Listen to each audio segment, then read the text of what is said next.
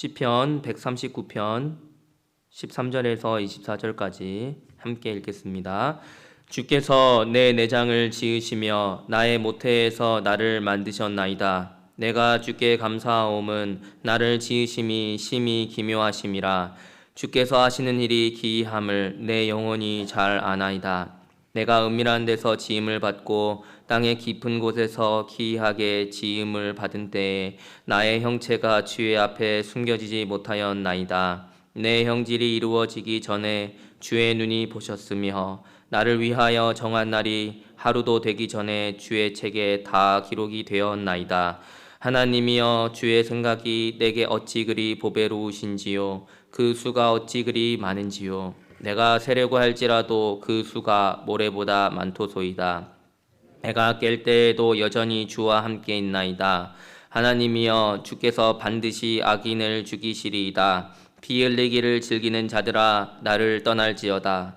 그들이 주를 대하여 악하게 말하며 주의 원수들이 주의 이름으로 헛되이 맹세하나이다. 여호와여, 내가 주를 미워하는 자들을 미워하지 아니하오며 주를 치러 일어나는 자들을 미워하지 아니하나이까. 내가 그들을 심히 미워하니 그들은 나의 원수들이니이다. 하나님이여, 나를 살피사 내 마음을 아시며 나를 시험하사 내 뜻을 아옵소서. 내게 무슨 악한 행위가 있나 보시고 나를 영원한 길로 인도하소서. 아멘. 오늘은 나를 아시고 나를 빚으신 하나님이라는 제목으로 말씀 나눕니다. 어제 우리는 하나님께서 나의 모든 것을 아시고 나의 심중의 생각까지 다 아시고 또 어디에 계신다는 사실을 함께 묵상해 보았습니다.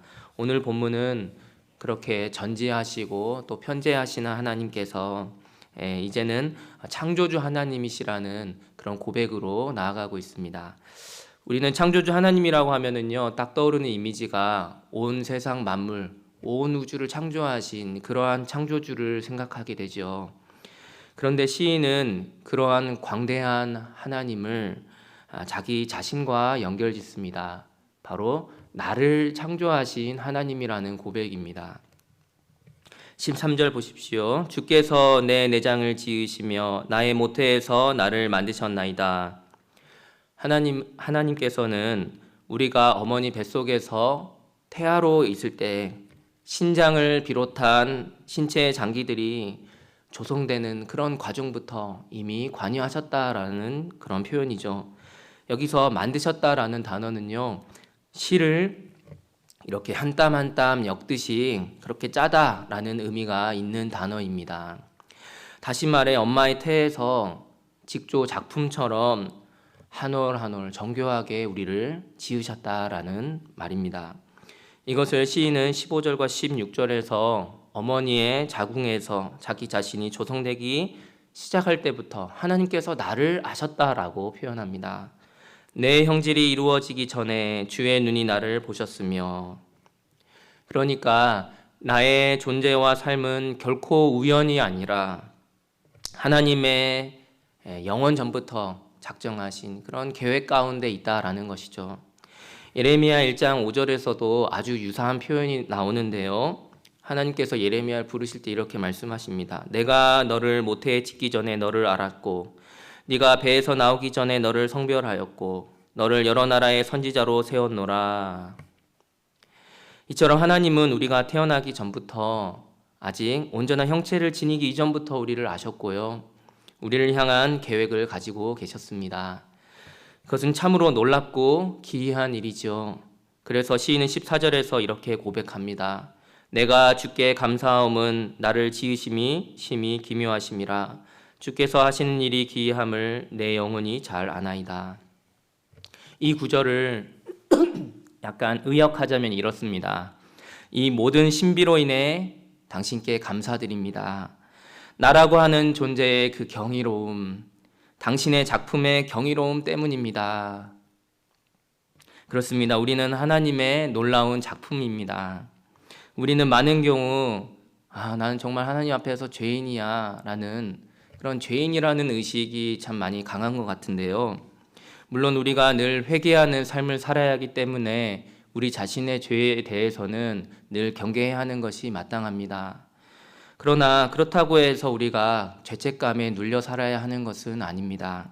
오히려 날마다 그리스도 안에서 죄 용서의 은혜를 누리고 또 주님 안에서 자유함을 얻고 또 원래 하나님께서 우리에게 부여하신 존귀한 하나님의 형상이라고 하는 그 정체성을 회복해야 합니다. 혹시 어떤 일에 대한 실패감으로 자존감이 많이 낮아져 있는 분이 계십니까? 아무리 끔찍한 실패를 했다 해도 여러분은 하나님의 존귀한 작품이라는 사실을 잊지 마시기 바랍니다. 여러분은 혹시 나의 삶의 계획이 다 무너져 내렸다는 생각 때문에 낙심하고 있지는 않습니까? 우리가 어머니 뱃속에 있을 때부터 하나님께서 우리를 지으시고 또 우리를 향한 놀라운 계획을 가지고 계셨다라는 사실을 잊지 마시기 바랍니다. 그러니 아직 끝나버렸다고 단정 짓기에는 너무 이릅니다. 하나님께서 우리를 향한 계획이 분명히 있으십니다.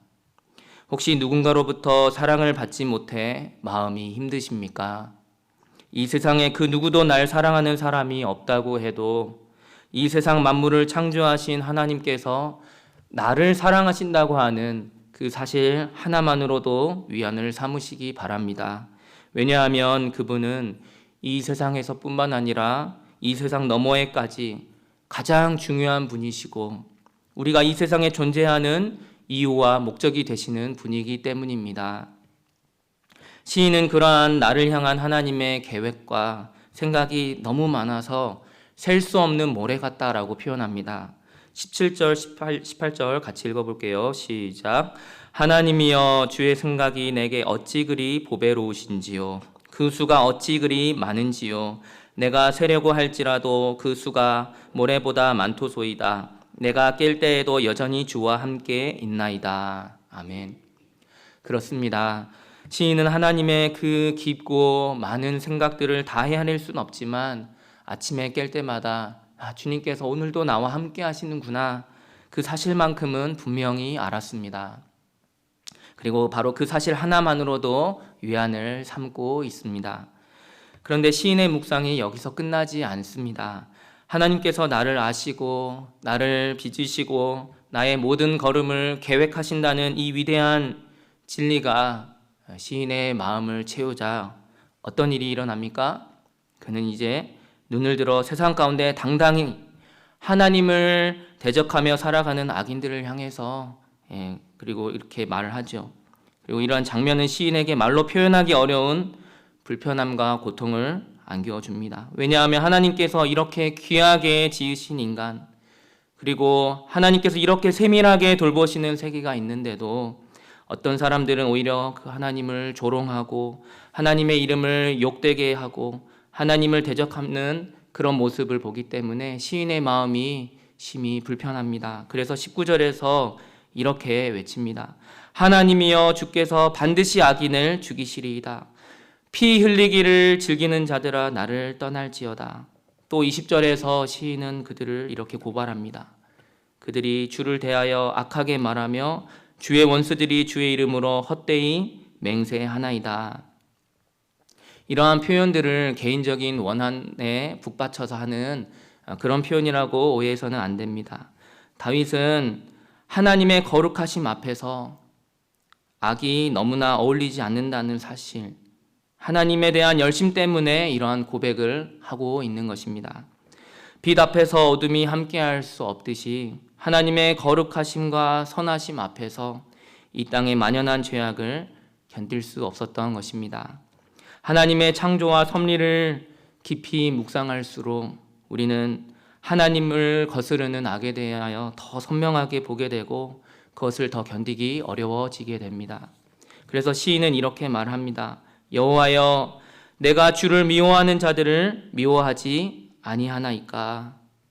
여기서 미워한다는 것은 증오의 감정이라기보다는요 악을 거절하는 의지적인 결단, 내가 하나님의 편에 서겠습니다 라고 하는 그런 충성스러운 마음의 고백을 의미합니다.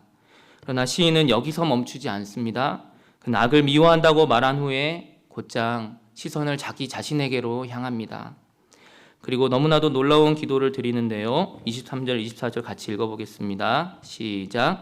하나님이여 나를 살피사 내 마음을 아시며 나를 시험하사 내 뜻을 아옵소서. 내게 무슨 악한 행위가 있나 보시고 나를 영원한 길로 인도하소서. 시인은 악인들만을 바라보지 않습니다. 오히려 그는 자기 자신 안에도 악의 가능성이 있음을 정직하게 인정합니다. 이렇게 고백하고 있는 것이죠. 주님, 저는 악을 미워한다고 이렇게 말을 하지만 제 마음 깊은 곳의 동기와 생각은 주님만이 아십니다. 혹시 제 안에도, 제 마음 안에도 주님을 슬프시게 하는 그런 무언가가 있다면 그것을 드러내 주십시오. 그리고 저를 영원한 길, 주님의 생명의 길로 인도해 주십시오. 얼마나 성숙한 신앙입니까? 시편 1편에서 고백하는 것처럼요. 의인은 악의 길을 분별하며 피할 뿐 아니라 하나님께 자신의 길과 또 마음과 생각을 맡기고 인도함을 받는 사람입니다. 다윗은 그 사실을 너무나 잘 아는 사람이었습니다. 그래서 그는 악을 향해 분노하기 전에 먼저 하나님 앞에서 자기 내면을 살피며 자기 자신을 하나님 앞에 열어 보인 것이죠. 사랑하는 성도 여러분, 시편 139편의 마지막은 우리에게 놀라운 하나의 질문을 던집니다. 나는 지금 어디에 서 있는가? 악을 미워한다고 말하는 것은 쉽지요. 그러나 하나님 앞에서 내 마음의 동기가 과연 어떠한지, 또 내 말과 행동의 숨은 의도가 무엇인지, 내가 걷고 있는 길이 정말로 하나님이 기뻐하시는 그러한 영원한 길인지 그것을 살피는 것은 참 어렵습니다. 그러나 그것을 살피시고 또 우리에게 보여주실 수 있는 분은 우리를 창조하시고 나를 잘 아시는 하나님이십니다. 하나님께서는 우리를 언제나 함께 하시고 우리를 가장 선한 길로 인도하시는 분이심을 믿으시기 바랍니다. 그렇게 우리는 다윗처럼 담대하게 기도할 수 있습니다. 하나님, 제 마음을 살펴주십시오. 제 안에 주님을 슬프시게 하는 그런 어떠한 것이 있다면 깨닫게 해주시고 오직 예수님께서 열어주신 영원한 길로 저를 인도해 주십시오. 영원한 길은 단순히 천국 가는 길이 아니라 오늘 내가 선택하는 한 걸음 한 걸음을 하나님께서 기쁘시게 받으시는 그런 우리의 삶의 방향성이기도 합니다. 그리고 예수님께서 바로 그 영원한 생명 길이십니다. 예수님은 내가 곧 길이요 진리요 생명이다 라고 말씀하셨죠. 그분 안에 있을 때에 우리는 악한 길에서 벗어나 참된 생명의 길로 나아갈 수 있습니다.